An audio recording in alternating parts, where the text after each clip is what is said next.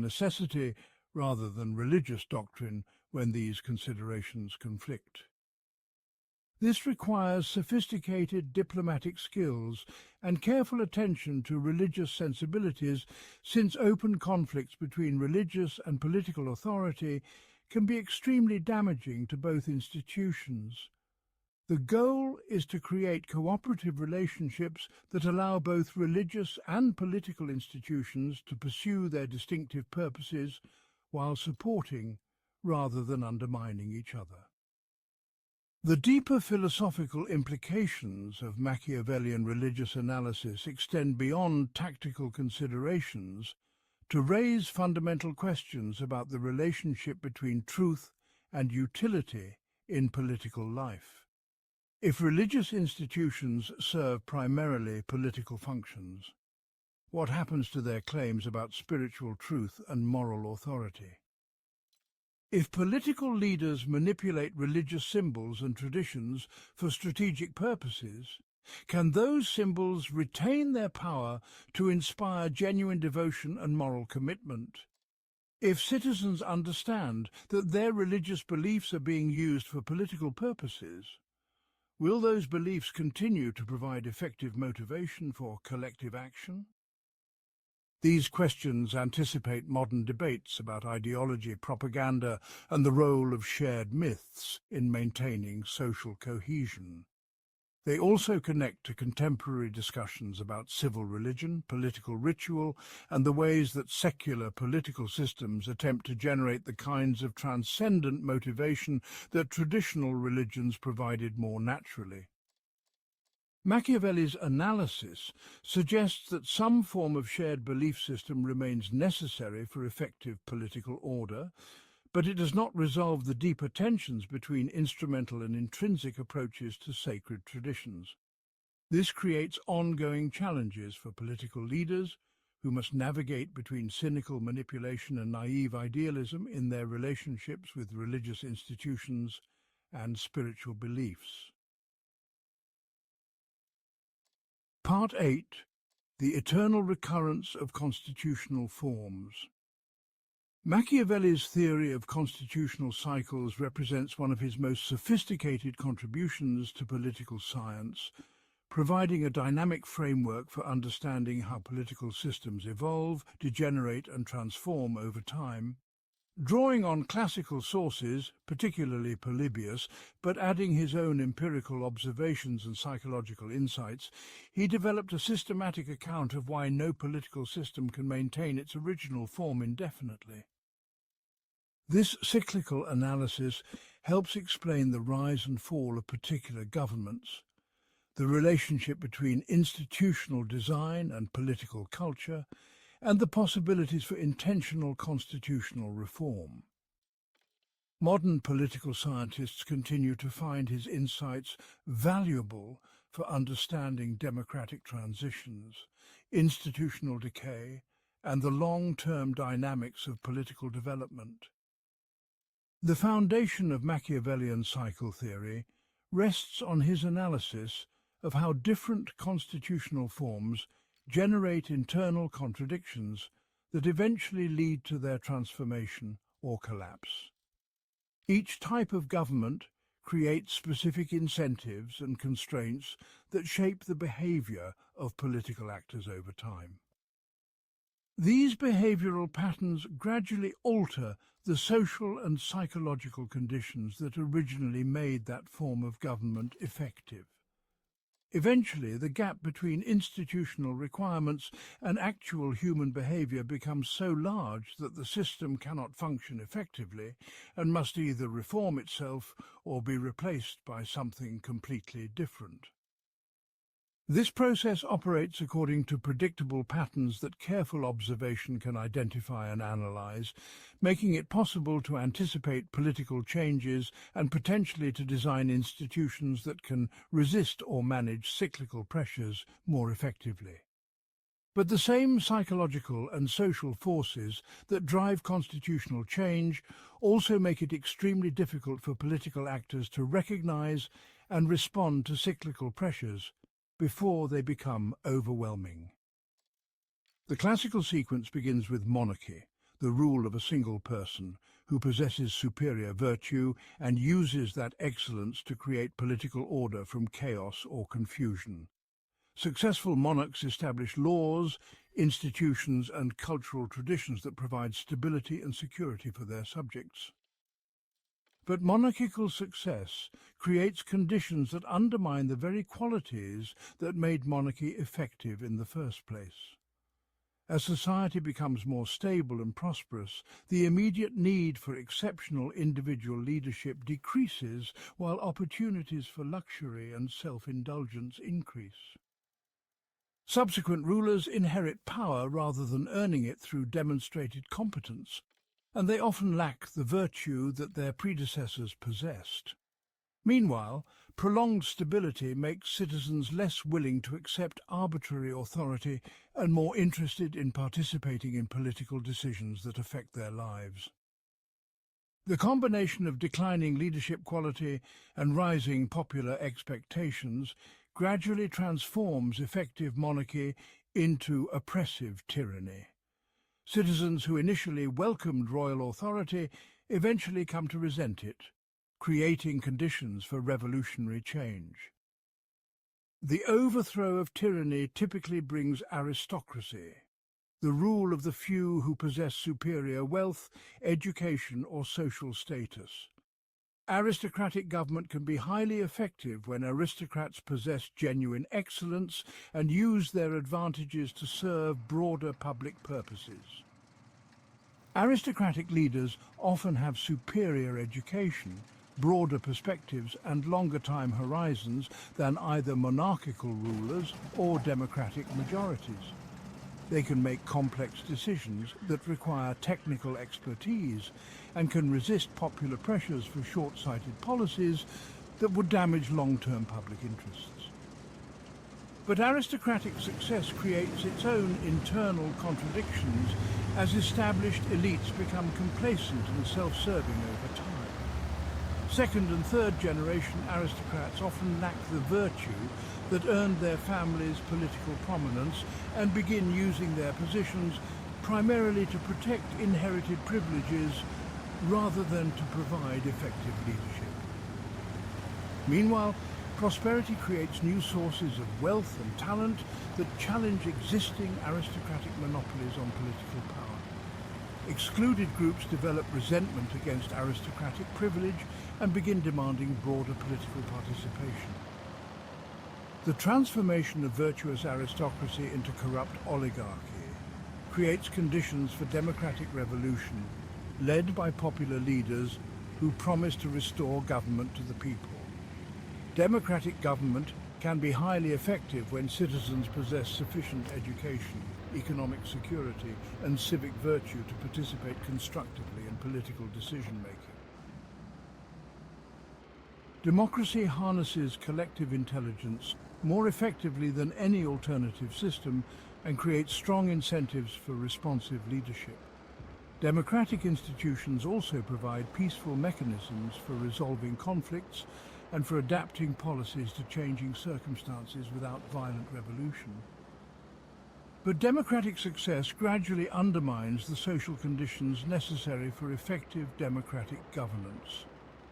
Prosperity makes citizens more focused on private concerns and less willing to invest time and energy in civic activities.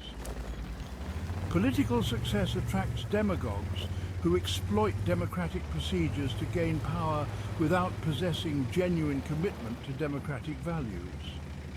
Meanwhile, economic inequality creates factional conflicts that democratic institutions cannot resolve peacefully.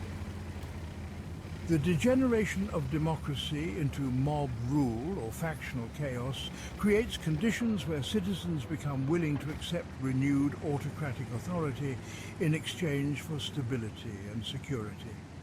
This completes the constitutional cycle and returns society to the starting point, though usually at a different level of development and with different specific characteristics. The cyclical pattern can be interrupted by external conquest, natural disasters, or other extraordinary events that alter the normal dynamics of political development. It can also be slowed or modified by institutional innovations that address some of the inherent weaknesses of particular constitutional forms. But the underlying psychological and social forces that drive constitutional change cannot be eliminated entirely through institutional design alone. This means that political systems must constantly adapt and reform themselves to remain effective, and that even the best institutional arrangements will eventually face pressures that require fundamental modifications. The practical implications of cyclical analysis extend far beyond historical speculation to provide guidance for contemporary constitutional design and political reform. Understanding cyclical pressures can help political leaders anticipate potential problems and develop institutional modifications that address emerging weaknesses before they become critical. It can also help citizens evaluate their political systems more realistically and avoid both naive optimism about permanent solutions and paralyzing pessimism about inevitable decline. Most importantly, it suggests that political health requires ongoing attention to constitutional maintenance and periodic renewal, rather than simply assuming that good institutions will remain effective indefinitely. Modern democratic societies face many of the same cyclical pressures that Machiavelli identified, including declining civic participation, rising inequality, and the emergence of demagogic leadership. His analysis provides a framework for understanding these challenges and for developing responses that address underlying causes rather than merely treating symptoms.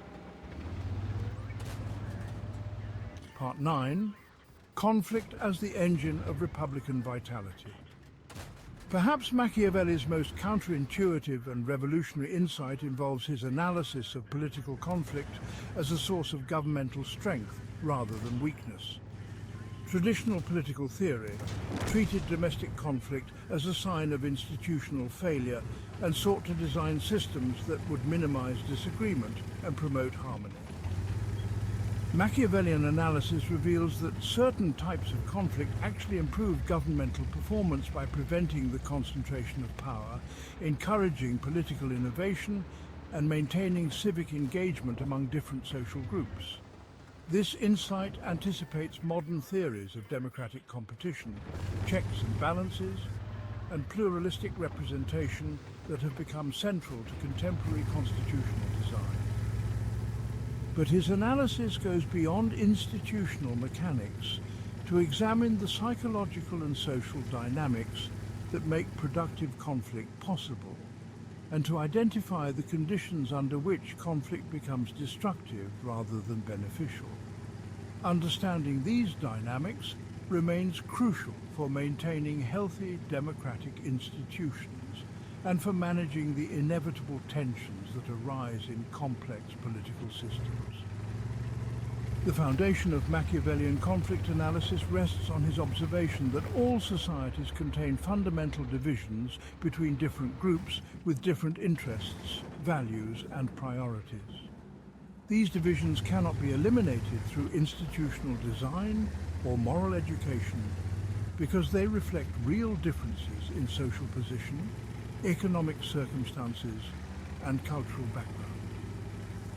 Attempts to suppress or ignore these differences typically result in the domination of one group over others rather than the creation of genuine harmony.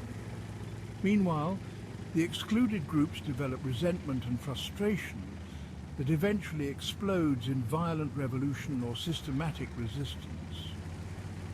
Effective political systems must acknowledge these fundamental divisions and create institutional mechanisms that allow different groups to pursue their interests through peaceful competition rather than violent confrontation. This requires sophisticated constitutional arrangements that protect minority rights while enabling majority decision-making, that provide multiple access points for political influence while maintaining governmental effectiveness. The specific example that Machiavelli analyzed most extensively involved the conflict between patricians and plebeians in the Roman Republic. Traditional historical accounts treated this conflict as a source of instability that weakened Roman institutions and contributed to the eventual collapse of republican government. Machiavellian analysis reveals that patrician-plebeian conflict actually strengthened Roman institutions by preventing either group from establishing complete political dominance.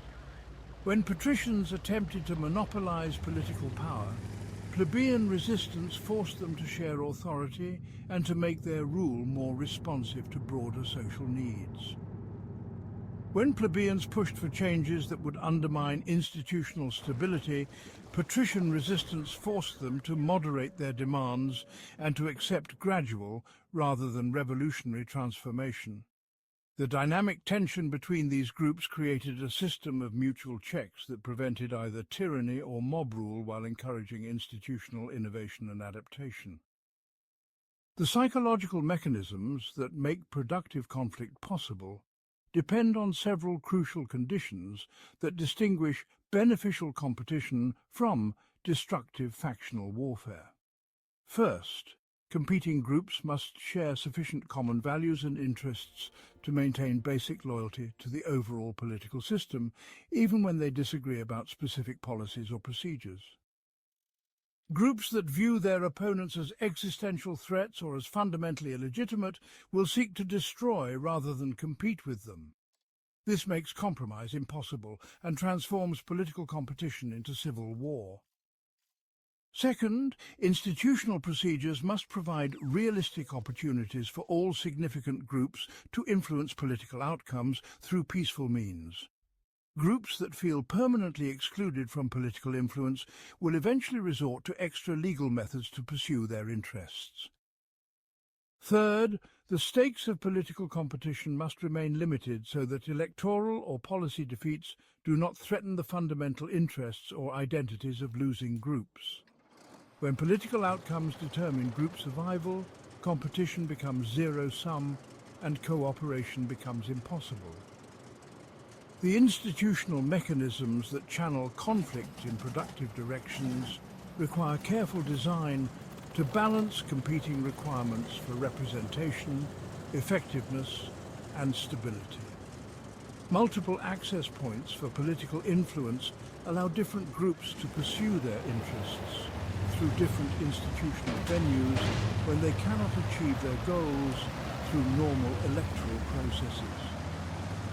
This might include independent courts, federalist arrangements, administrative agencies, or various forms of direct democracy that provide alternatives to majoritarian decision-making.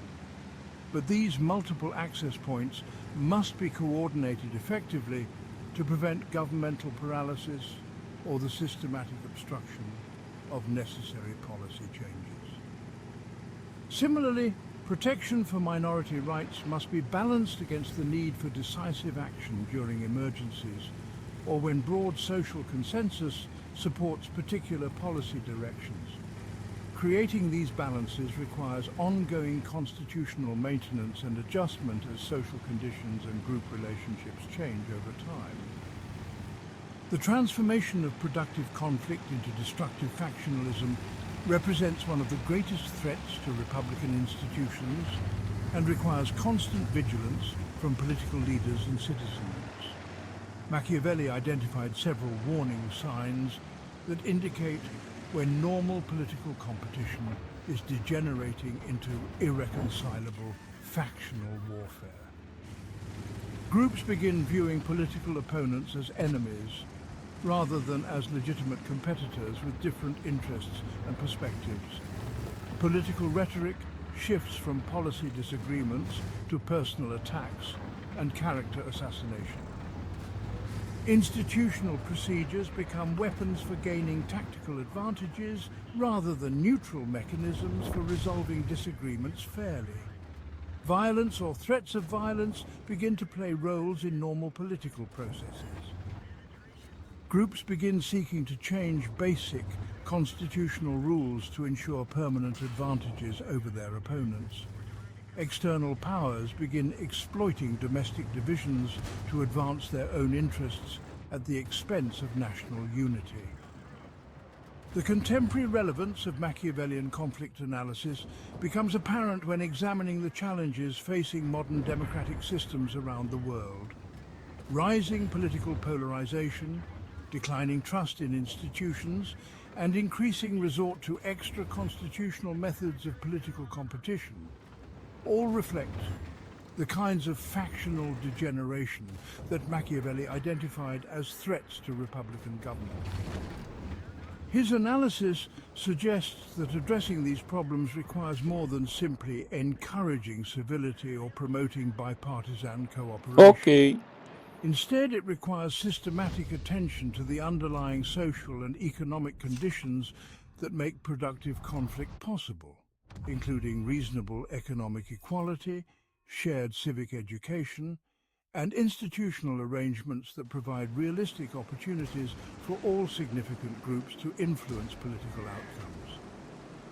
It also requires political leadership that understands how to manage conflict constructively rather than exploiting divisions for short-term partisan advantage. The goal is not to eliminate political conflict, which is both impossible and undesirable, but to maintain the social and institutional conditions that allow conflict to strengthen rather than destroy democratic institutions. Part 10. The Paradox of Innovation and the Problem of Founding. The final pillar of Machiavellian political philosophy addresses perhaps the most difficult challenge in political life, the problem of creating new institutions or fundamentally reforming existing ones when those changes threaten established interests and familiar patterns of behavior. Machiavelli recognized that even beneficial political innovations face systematic resistance because change itself creates uncertainty and anxiety regardless of its ultimate merits.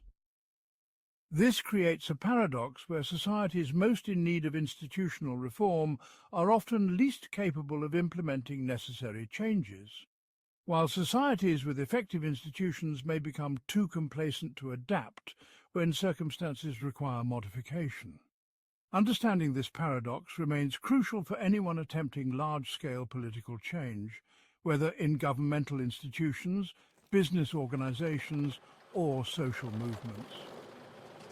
The psychological and strategic insights that Machiavelli developed continue to influence theories of organizational change, revolutionary strategy, and institutional development across multiple disciplines. But his analysis also reveals the inherent limitations and tragic costs associated with fundamental political transformation, even when that transformation serves legitimate and important purposes. The foundation of the innovation paradox rests on Machiavelli's observation that human beings are naturally conservative creatures who prefer familiar arrangements to uncertain alternatives, even when those familiar arrangements cause significant problems. This conservatism operates at both psychological and practical levels that reinforce each other in ways that make change extremely difficult. Psychologically, people develop emotional attachments to existing institutions and procedures that provide predictability and identity, even when those institutions function poorly. Change threatens these attachments and creates anxiety about loss of status, security, or meaning, regardless of potential benefits. Practically, existing institutions create vested interests among people who benefit from current arrangements and who will resist changes that might reduce their advantages. These psychological and practical sources of resistance combine to create powerful coalitions opposed to reform, even when the need for change appears obvious to objective observers.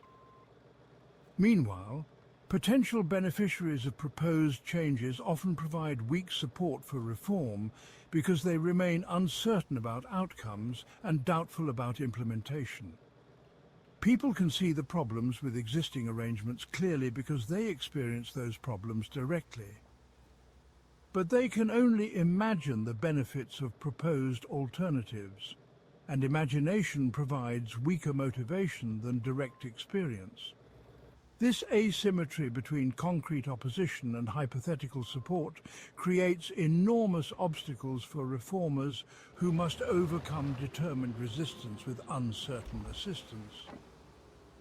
The situation becomes even more difficult when proposed changes require extended implementation periods during which costs become apparent immediately while benefits remain distant and uncertain. Reform coalitions often collapse during these implementation periods as supporters lose enthusiasm and opponents maintain their determined resistance. The strategic implications of innovation resistance require reformers to develop sophisticated approaches that address both psychological and practical sources of opposition. Successful innovators must either overcome resistance through superior force or find ways to make change appear less threatening and more beneficial to key constituencies. The first approach requires concentrating enough power to impose changes despite opposition, but this concentration of power creates risks of tyranny and abuse that may undermine the very goals that motivated reform in the first place.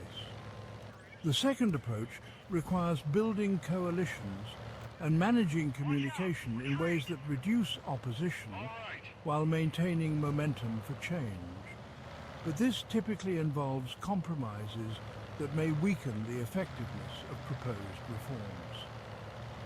Either approach requires exceptional leadership skills and favorable circumstances that are rarely available when they are most needed. This explains why successful large-scale political change is relatively rare and why most reform efforts fail or produce unintended consequences that create new problems while failing to solve existing ones. Machiavelli's analysis of successful political founders reveals several patterns that provide guidance for contemporary reform efforts while illustrating the inherent difficulties and moral ambiguities associated with fundamental change.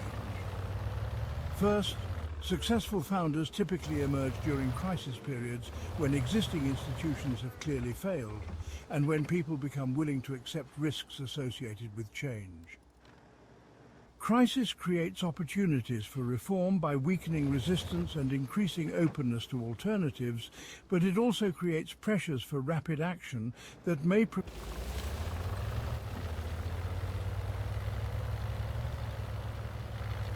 careful planning and consultation. Second, successful founders usually possess exceptional personal qualities that enable them to maintain focus and determination despite enormous obstacles and setbacks.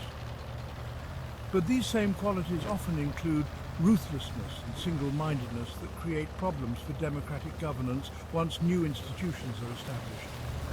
Third, successful founding typically requires some combination of persuasion and force, but the balance between these elements determines whether new institutions will be legitimate and stable over time. The moral paradoxes associated with political innovation create ongoing dilemmas for anyone committed to both effective reform and ethical behavior. Fundamental change often requires violating existing laws and procedures that have become obstacles to necessary improvements. But systematic violation of legal constraints undermines the rule of law and creates precedents that may be exploited by less well-intentioned actors in the future. Similarly, effective reform often requires concentrating power in ways that bypass normal democratic procedures and accountability mechanisms. But such concentration creates opportunities for abuse and may establish autocratic patterns that persist long after the original reform goals have been achieved. These dilemmas cannot be resolved through abstract moral reasoning because they involve genuine conflicts between important values that cannot be reconciled perfectly. Machiavelli's analysis suggests that reformers must accept responsibility for these moral costs while working to minimize them rather than pretending that fundamental change can be achieved without any negative consequences. This requires moral seriousness and practical wisdom rather than moral purity or ideological consistency, qualities that are difficult to maintain under the pressures associated with large-scale political transformation. The contemporary relevance of Machiavellian founding analysis becomes apparent when examining current challenges facing democratic institutions, international organizations, and various social movements around the world.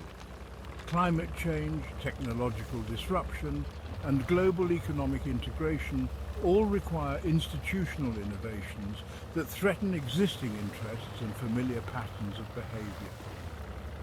Understanding the dynamics of resistance and the requirements for successful change can help contemporary reformers develop more realistic strategies and avoid common pitfalls that have undermined previous reform efforts. But Machiavelli's analysis also suggests that some problems may be too large or too complex for existing political institutions to address effectively, creating needs for more fundamental changes that current democratic procedures cannot accommodate. This creates ongoing tensions between democratic values and practical effectiveness that require constant attention and creative institutional solutions. The goal is not to abandon democratic principles, but to find ways of adapting and extending them to address challenges that their original designers could not have anticipated. Part 11. The Economics of Power, Wealth, Taxation and Political Control. Machiavelli understood that political power ultimately depends on economic resources, but his analysis of the relationship between wealth and governance goes far beyond simple observations about the importance of money in politics. His economic philosophy examines how different approaches to taxation, spending, and wealth distribution create different types of political systems with different capabilities and vulnerabilities. This analysis anticipates modern theories of political economy, public finance, and the relationship between economic inequality and democratic stability. But his insights remain distinctive because they focus on the practical requirements for maintaining political power rather than on abstract theories of economic justice or efficiency. Understanding these economic dimensions of political power remains crucial for anyone seeking to build or maintain effective governmental institutions in any historical period. Modern democracies continue to struggle with many of the same economic challenges that Machiavelli identified, including the tension between popular demands for services and resistance to taxation, the relationship between private wealth and political influence, and the economic requirements for national defense and institutional maintenance. The foundation of Machiavellian economic analysis rests on his observation that governments require reliable sources of revenue to function effectively, but every method of raising revenue creates political costs that can undermine governmental legitimacy and stability. Taxation transfers resources from private individuals to public purposes, but it also reduces private incentives for economic production and creates resentment among those who must pay. Borrowing allows governments to finance current operations with future revenues, but it creates dangerous dependencies on creditors who may impose conditions that limit political independence. Confiscation provides immediate resources, but destroys trust and encourages capital flight that reduces long-term economic productivity. Military conquest can generate enormous wealth through plunder and tribute, but it requires expensive military institutions and creates ongoing security obligations that may exceed the benefits of expansion. Each approach to public finance involves trade-offs between immediate resource needs and long-term political sustainability that require careful analysis and strategic planning. The relationship between taxation policy and political legitimacy reveals one of the most important insights in Machiavellian economic theory. Governments that rely primarily on direct taxation of their own citizens must maintain high levels of popular support because taxpayers can organize resistance to policies they dislike. This creates incentives for responsive governance and limits the ability of rulers to pursue policies that serve only elite interests. But it also makes decisive action more difficult during emergencies when rapid resource mobilization becomes necessary for national survival. Governments that rely primarily on external sources of revenue, such as tribute from conquered territories or loans from foreign creditors, can act more independently of domestic popular opinion. But they also become vulnerable to external pressures and may lose touch with domestic social conditions in ways that create long-term political problems. The optimal balance between internal and external revenue sources depends on specific circumstances, but understanding these trade-offs helps explain why different political systems develop different fiscal institutions and why those institutions affect governmental performance in predictable ways. Modern examples include the relationship between oil revenues and authoritarian governance, the impact of foreign aid on democratic development, and the role of international financial markets in shaping domestic economic policies. Machiavelli's analysis of wealth distribution and social inequality provides insights that remain relevant for contemporary debates about economic policy and political stability. Extreme inequality creates political instability because it generates resentment among the poor and fear among the rich that eventually explodes in violent conflict. But attempts to redistribute wealth through governmental action create their own political problems because they require substantial state capacity and may reduce economic incentives for productive activity. The key insight is that sustainable political systems require some mechanism for preventing inequality from becoming so extreme that it threatens social cohesion and political legitimacy. Traditional aristocratic societies accomplished this through paternalistic obligations that required wealthy elites to provide protection and assistance to their social inferiors. Modern democratic societies attempt to accomplish this through progressive taxation and social welfare programs that redistribute resources through governmental institutions. But both approaches face ongoing challenges from economic changes that create new sources of inequality and new forms of social division. Machiavelli's analysis suggests that no single institutional solution can permanently resolve the tension between economic efficiency and political stability, which means that successful societies must continuously adapt their economic institutions to address emerging challenges. The relationship between private economic power and political influence represents one of the most persistent challenges in democratic governance that Machiavelli identified centuries before the emergence of modern capitalism. Wealthy individuals and organizations possess resources that can be used to influence political decisions through campaign contributions, lobbying activities, and various forms of economic pressure. This creates systematic advantages for economic elites that may undermine democratic equality and responsiveness to broader public interests. But attempts to limit the political influence of wealth often prove ineffective because economic resources can be deployed through multiple channels that are difficult to monitor and regulate comprehensively. Moreover, successful economic activity often requires the same skills and capabilities that make for effective political leadership, which means that excluding wealthy people from politics may also exclude talented individuals who could contribute to better governance. Machiavelli's analysis suggests that the goal should not be to eliminate the political influence of wealth, which is probably impossible, but rather to ensure that economic elites have incentives to use their influence in ways that serve broader public purposes rather than narrow private interests. This requires institutional arrangements that align private incentives with public goods and that provide realistic opportunities for non-wealthy groups to organize effective political opposition when necessary.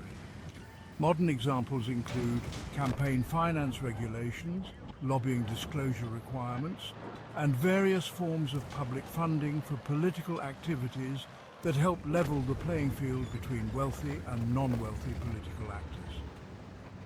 The economic requirements for national defence illustrate how external threats interact with domestic political arrangements to shape fiscal institutions and governmental capabilities. Military security requires substantial ongoing investments in personnel, equipment and infrastructure that compete with other governmental priorities and private consumption for limited resources. Societies that face serious external threats must develop fiscal institutions capable of rapid resource mobilization during emergencies, but maintaining these capabilities during peaceful periods creates ongoing political tensions. Citizens naturally prefer to spend money on immediate personal benefits rather than on military preparations for hypothetical future conflicts. But inadequate military preparation can result in conquest or destruction that eliminates all other political and economic achievements. This creates one of the most difficult trade-offs in political economy because the costs of military preparation are immediate and visible while the benefits remain hypothetical until actual conflicts occur. Machiavelli's analysis suggests that successful societies must find ways to maintain military capabilities without allowing military expenditures to consume resources needed for economic development and domestic welfare. This requires sophisticated strategic planning and public education that helps citizens understand the relationship between military security and long-term prosperity. But it also requires military institutions that remain subordinate to civilian authority and that do not consume resources beyond what is necessary for legitimate security purposes. Part 12. Diplomacy and the Art of International Relations. Machiavelli's analysis of international relations represents the birth of modern diplomatic theory and strategic thinking, providing insights that continue to influence foreign policy analysis, international law, and military strategy 5 centuries after they were first developed. His approach to diplomacy reflects the same commitment to empirical observation and practical effectiveness that characterizes his domestic political analysis, but it extends these insights to the even more complex realm of relations between independent political entities. The international system operates according to different rules than domestic politics, because there is no overarching authority capable of enforcing agreements or preventing conflicts between sovereign states. This creates what modern theorists call an anarchic system, where each state must ultimately rely on its own resources and capabilities to ensure survival and prosperity. Understanding how to operate effectively in this anarchic environment requires different skills and strategies than those needed for domestic governance, though many of the same psychological insights about human nature and power dynamics continue to apply. Machiavelli's diplomatic philosophy provides a framework for thinking about these challenges that remains remarkably relevant for contemporary international relations. The foundation of Machiavellian diplomatic theory rests on his observation that international relations operate primarily according to considerations of power and interest rather than moral principles or legal obligations. States may sign treaties and make public commitments to various international norms, but they will violate these commitments whenever doing so serves their vital interests and when they possess sufficient power to avoid serious consequences. This does not mean that international agreements are meaningless or that moral considerations play no role in foreign policy decisions. But it does mean that successful diplomacy must be based on realistic assessments of what different actors can and will do under various circumstances rather than on assumptions about what they should do according to abstract principles. Effective diplomats understand that other states will pursue their own interests as they understand them, and they design their strategies accordingly rather than expecting other states to make significant sacrifices for the sake of international harmony or justice. This realist approach to international relations allows for more accurate predictions about state behavior and for more effective strategies for achieving foreign policy objectives. The role of alliances in international politics illustrates the complex calculations that states must make when deciding how to position themselves relative to other powers. Alliances can provide security benefits by combining the resources and capabilities of multiple states against common threats, but they also create obligations and constraints that limit independent action. Strong allies may drag weaker partners into conflicts that serve the strong allies' interests but threaten the weaker partner's security. Meanwhile, weak allies may prove unreliable during crises and may actually increase security risks by creating the appearance of strength without providing genuine additional capabilities. Machiavelli's analysis suggests that alliance decisions should be based on careful calculations about the specific benefits and costs involved in particular relationships rather than on general principles about the value of international cooperation. States should seek allies when doing so increases their security and freedom of action, but they should remain independent when alliance obligations would limit their ability to respond effectively to changing circumstances. This requires ongoing reassessment of alliance relationships as power balances and threat environments evolve over time. Modern examples include NATO expansion, shifting alliances in the Middle East, and the emergence of new partnership arrangements in the Asia-Pacific region. The relationship between military capability and diplomatic effectiveness represents one of the most important insights in Machiavellian international relations theory. Diplomatic negotiations ultimately depend on the underlying balance of power between the parties involved, which means that military weakness severely limits diplomatic options regardless of the skill of negotiators or the justice of particular positions.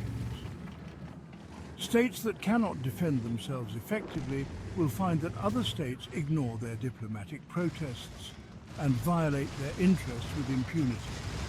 Meanwhile, states that possess superior military capabilities can often achieve their objectives through diplomatic pressure without actually having to use force. This creates what modern strategists call the diplomatic utility of military power, where the threat of force becomes a crucial resource for peaceful conflict resolution. But the relationship between military capability and diplomatic effectiveness is not straightforward, because the credible threat of force requires not just possession of military assets, but also the political will to use them when necessary.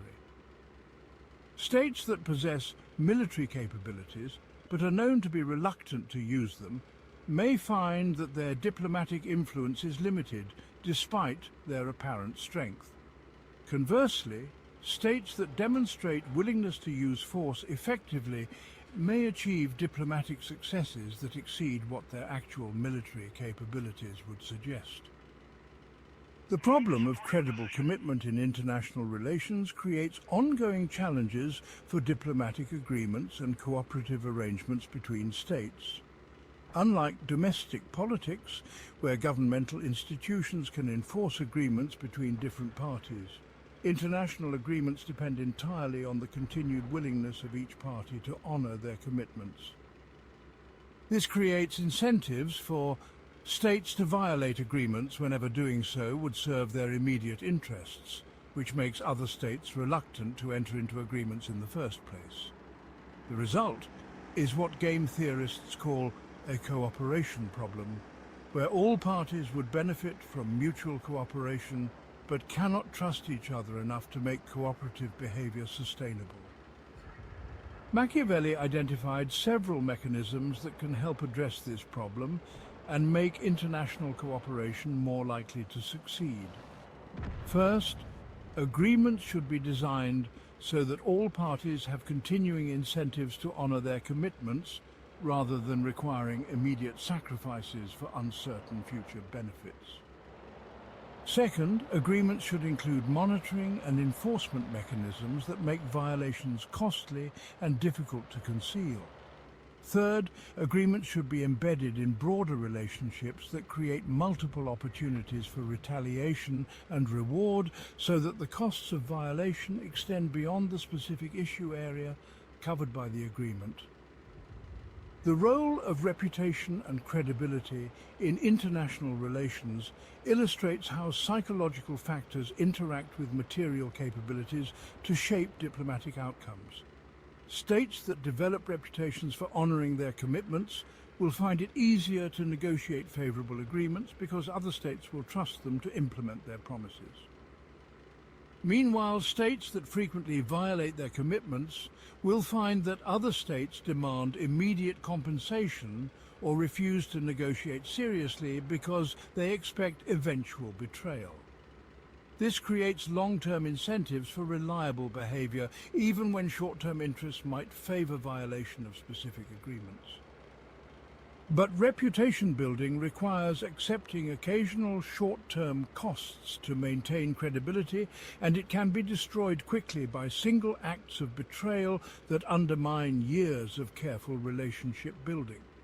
Machiavelli's analysis suggests that states must balance the immediate benefits of treaty violation against the long-term costs of damaged reputation, and that this calculation should include not just bilateral relationships, but also the broader international reaction to perceived unreliability.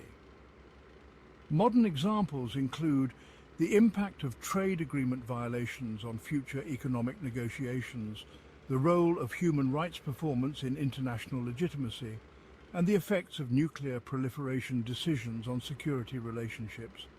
Understanding these reputation dynamics helps explain why states sometimes honor agreements even when violation would serve their immediate material interests, and why diplomatic relationships often extend far beyond the specific issues that originally brought countries together. Part 13. The problem of succession and institutional continuity. One of the most devastating challenges facing any political system involves ensuring smooth transitions of power when leaders die, retire, or are removed from office. Machiavelli recognized that succession crises represent moments of maximum vulnerability when existing institutions may collapse, external enemies may intervene, and domestic factions may attempt to seize control. His analysis of succession problems extends beyond simple questions of leadership selection to examine how different institutional arrangements either facilitate or complicate peaceful power transitions. This analysis remains crucial for understanding contemporary challenges in democratic transitions, authoritarian succession, and institutional reform in developing countries. The insights that Machiavelli developed about succession planning, institutional design, and the relationship between personal authority and systemic stability continue to influence political science research and practical policy making in contexts ranging from corporate governance to international development assistance.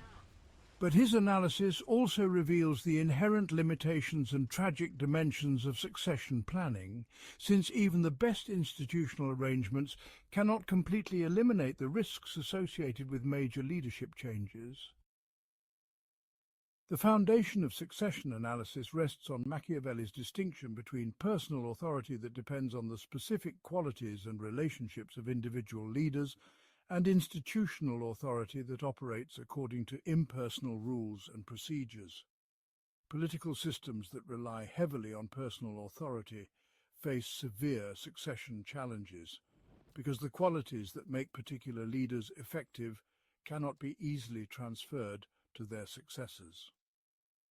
Charismatic leaders who build their authority on personal relationships, exceptional capabilities, or unique historical circumstances create political systems that may not survive their departure.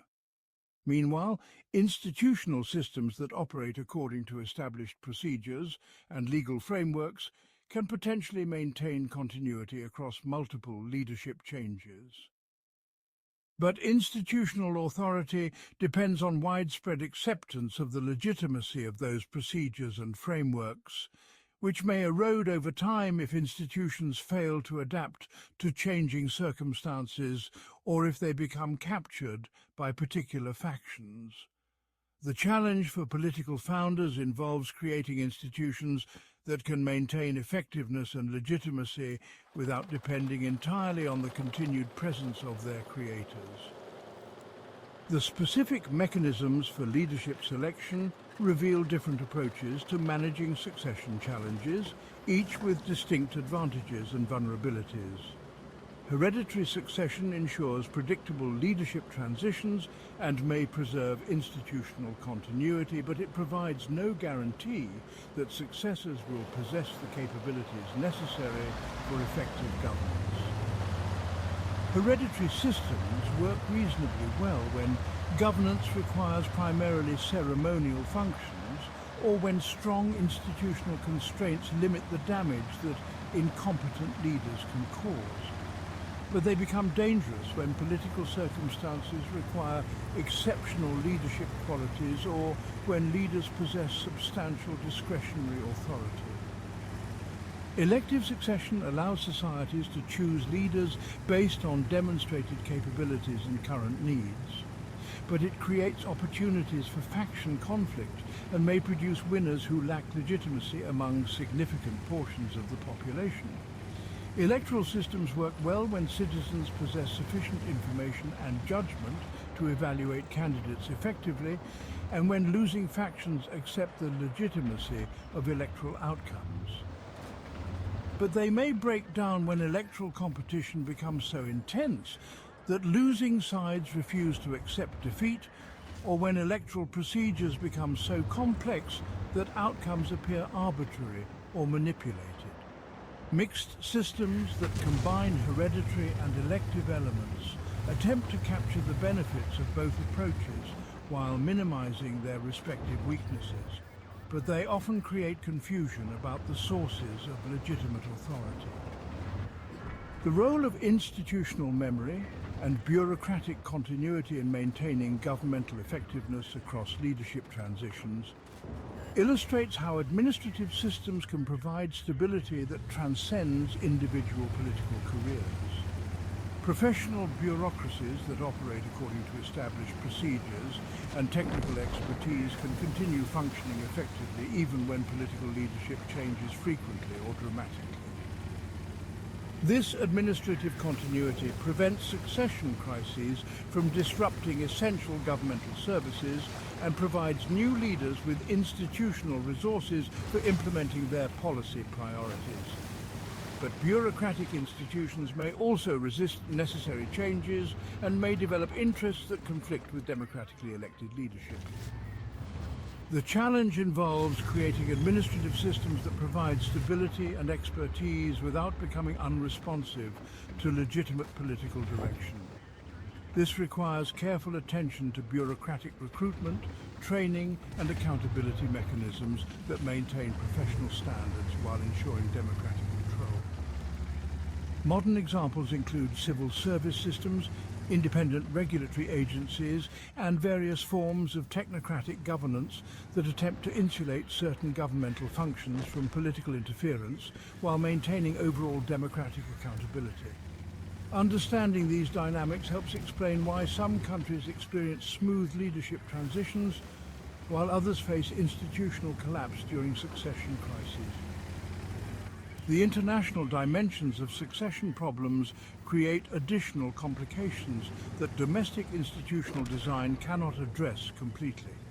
External powers may attempt to influence succession processes to install leaders who will serve their interests rather than those of the domestic population. This external interference can destabilize succession procedures and may create legitimacy problems for new leaders who appear to depend on foreign support rather than domestic consent.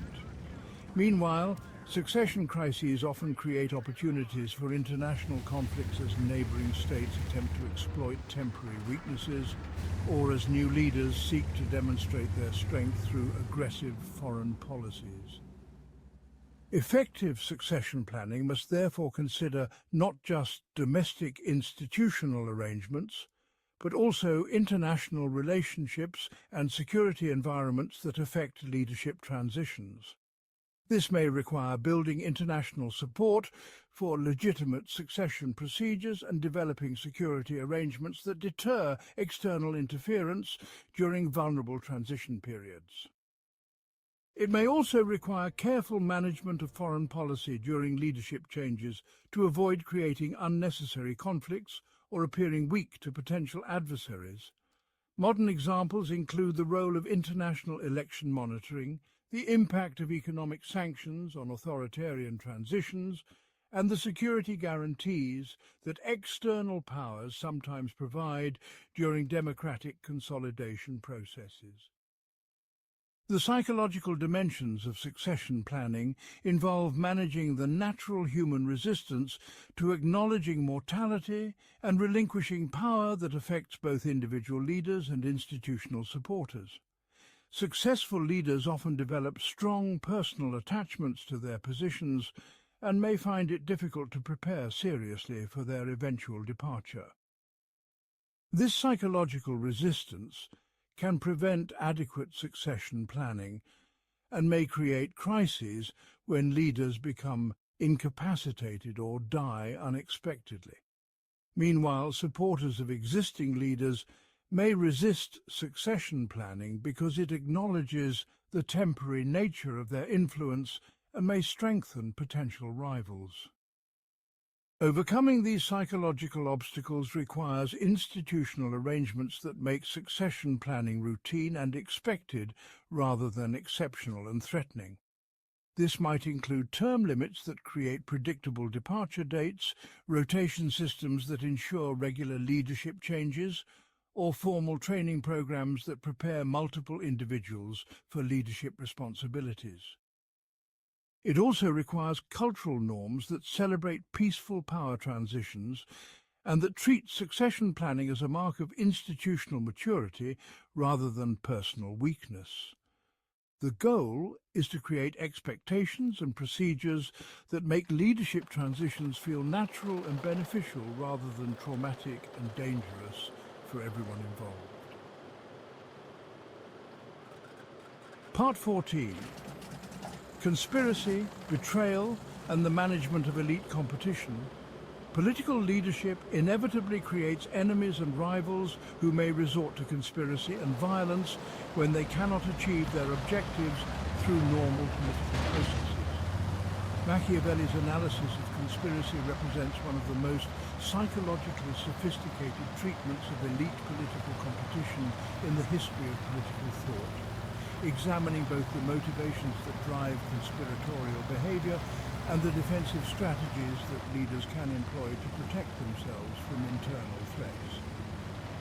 His insights about conspiracy dynamics remain remarkably relevant for understanding contemporary challenges, ranging from military coups to corporate takeovers to terrorist networks. But his analysis goes beyond simple tactical considerations to examine the deeper relationship between political trust, institutional legitimacy, and the psychological foundations of political authority. Understanding these dynamics becomes crucial for anyone in positions of leadership who must navigate complex environments where cooperation and competition, loyalty and ambition often exist simultaneously among the same individuals. The contemporary relevance of Machiavellian conspiracy analysis extends far beyond formal political context to include organizational dynamics in business, military, academic, and social movement contexts where similar patterns Ja ne of znam elite kakav je to competition and tajming kod potential tebe. betrayal operate. Kakav je to tajming? The foundation of Ja conspiracy analysis ja bio rests tu on 2 sata, Machiavelli's Bog te mazo, observation nemate i ja that sad idem, political ti systems dođeš. always contain Vidio ambitious sam da individuals si ti tu, who ali believe nisam they mogao could baš u 8. exercise Evo, power sad sam more stigao. effectively than Ne current veze. leaders and who may be willing to use extra-legal methods to achieve their Da goals. se radi, čekaj, šta je These ostalo? potential conspirators are not necessarily evil Još or 9.000 immoral štete, people, dobro, 9.000 but rather štete. individuals whose personal Sitnica. ambitions conflict with existing Sa power jurišnim arrangements tenkovima, in sad ćemo ways da that cannot jurišamo. be resolved Jurišaj. through normal institutional channels. The existence of such ambitious individuals is not a sign of institutional failure, but rather an inevitable consequence of political life in complex societies.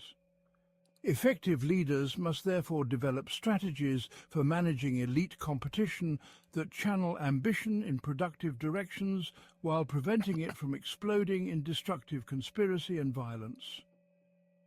This requires sophisticated understanding of the psychological motivations that drive conspiratorial behavior and the social conditions that make conspiracy more or less likely to occur. It also Dobro, na requires streamu gledam. institutional mechanisms Ej, dobro, ovo that lasersko provide nišenje, dobro realistic je. opportunities for ambitious individuals to advance their careers and influence policy without resorting to revolutionary methods. The psychology of potential conspirators reveals several consistent kad sam patterns pravio that effective na leaders početku can na learn YouTube to recognize and address iz ovog. before they become dangerous. First, conspirators typically believe Ove that they have početne been borbe, šta unfairly gledaj, denied pa ima ovo recognition or lasersko advancement nišanije that na they onim, deserve based na on onim their mapama. capabilities and contributions. Lejkvili tak to kad Ja. stigne. This sense of injustice Kaže, koji creates mod? Ja resentment rekao, that nije may mod, ovo initially trening. focus on specific Trening, policies or trening. decisions, but often Ali evolves eto i oni su into broader doključili tamo, opposition znači da to se vidi existing leadership. kad se igra to. Second, conspirators usually convince Neka themselves zaključio. that their personal Neka nije. advancement would serve broader public purposes rather than merely private interests. Laser. This self-justification allows them to view conspiracy as a patriotic duty rather than as selfish ambition, which reduces psychological barriers to dangerous action. Third, Znaš su ti 9.000 conspirators danas. often underestimate the practical Večeras da difficulties involved isforsiram. in successful conspiracy and overestimate the popular support they would receive if their efforts succeeded. This combination of moral self-justification and tactical overconfidence creates a psychological profile that leaders can learn to identify and address through Ja sam na appropriate američkom combination igram, of znači accommodation and deterrence. The goal Našao is sam, to našao enable sam, ambitious who individuals who 120 often possess valuable MS. talents and energy, Ma kakve but su ovo rather bitke, to to znam da redirect će ti their bude MS. ambitions towards Ma bitke constructive su rather fenomenalne, than znači. destructive activities. Niste The ih social kliknuo. dynamics of conspiracy formation illustrate how Isto individual stranje, drugo ambitions pakovanje. interact Ma with broader debro. social Moj deda. conditions to Pokojni. create opportunities for organized opposition to existing authority. Jebote, još mi, koliko sam Successful startovao već bitku, conspiracies traje require mi, coordination nije mi among još multiple individuals who are willing to risk očito ove their elemente lives and u igri, fortunes jebem ti for elemente. uncertain benefits. This coordination becomes easier when existing kaže, institutions Campos have smatra lost to. legitimacy among significant portions of the elite population, and when potential conspirators believe that their chances of success exceed their risks of failure. Economic crises, military defeats, and visible corruption among current leaders all create conditions that make conspiracy more likely by reducing the costs of opposition and increasing the potential benefits of successful rebellion. Meanwhile, societies with high levels of Otpotao sam social nešto, trust, nula effective spotting institutions damage, for managing znači. elite To je to. competition, Isti and đavo. visible mechanisms for peaceful power Evo, to je sada mi transitions još ni očito elementi. experience Šta fewer da radi? serious conspiracies because ambitious individuals have A realistic mrš u pičku materinu kad granata krene pravolinijski, samo op, skrene u Understanding gusenicima. these social Jedite kurce. conditions I sad mi allows neko drugi leaders to uzme cijel, address pa the to je to. underlying causes of Naravno conspiratorial će on da uzme, njemu behavior granata ne ide rather u than zemlju. simply reacting to specific tamo gdje threats treba. after they have already emerged. The defensive strategies that Machiavelli recommended for protecting against conspiracy involve a sophisticated combination of institutional design, intelligence gathering, and Mršu pičku materinu, bre. that remains Mene kad ne relevant gađe neko for tako počne contemporary security. razjebe me, a ja njemu sad skinem gusenicu. First, Ček, ma leaders jedeš, should develop multiple independent Ovo je izgubljena isto partija, about znači elite attitudes and activities so that they can identify prave se potential pametni, threats heavy idu before tamo they gdje su become mediumi, mediumi idu gdje su heavy, lightovi idu, This znači intelligence function requires 1:4 careful je balance već. between necessary security measures and excessive surveillance Ja, that creates ajoj. resentment and undermines trust among loyal supporters. Second, leaders should maintain sufficient military and security capabilities to deter conspiracy attempts and to respond effectively when deterrence fails. But these capabilities must remain under reliable command and control structures that prevent security institutions themselves from becoming sources of conspiratorial threat.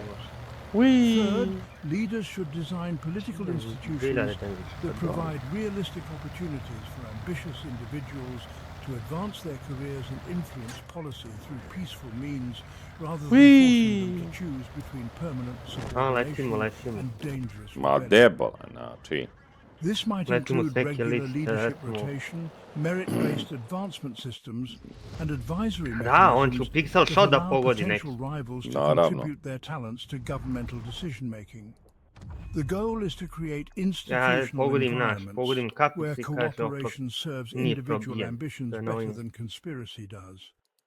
O, sad sam The ga probio aftermath of conspiracy 683. attempts, Bravo. whether Molim, successful or kurac, unsuccessful, ostalo mi je creates 5 hit ongoing granata. challenges for political Što je bez da stability ima malo and hit granata, institutional to je legitimacy nevjerovatno that bez require 11. careful management to prevent cycles of revenge and counter-conspiracy. Leaders who survive conspiracy attempts often become more suspicious and authoritarian in their subsequent behavior, which may alienate previously loyal supporters O, and nije create probijen. conditions for future Jedi kurac, conspiracy imao je attempts. 4 granate. Meanwhile, Mogu da harsh napravim punishment of failed A conspirators ne može may 5 create ovo koji je martyrs 4, ono and 30 inspire granata, ne additional mogu ja 30 opposition, granata da igram. while Ma lenient možeš, kako treatment neš may moći? be interpreted as weakness that Ajde mogu, ako encourages ću, further onda stavim challenges. još The optimal 5 response više ovih depends on hitova i to specific je to. circumstances, but it typically requires demonstration that conspiracy attempts will fail while providing realistic opportunities for reconciliation and reintegration of opposition elements that are willing to accept peaceful political competition. This balance between firmness and mercy requires exceptional political judgment and may involve difficult decisions about individual cases that set precedents for future situations. 4164 damage, molim Modern lepo. examples include truth and reconciliation processes, amnesty programs for former rebels, and various forms of power-sharing arrangements that attempt to channel previous opposition into constructive political participation. Understanding these dynamics helps explain why some political systems develop stable patterns of peaceful competition, while others experience recurring cycles of conspiracy, repression, and counter-conspiracy that undermine institutional development and economic progress. The goal is not to eliminate political competition, which is both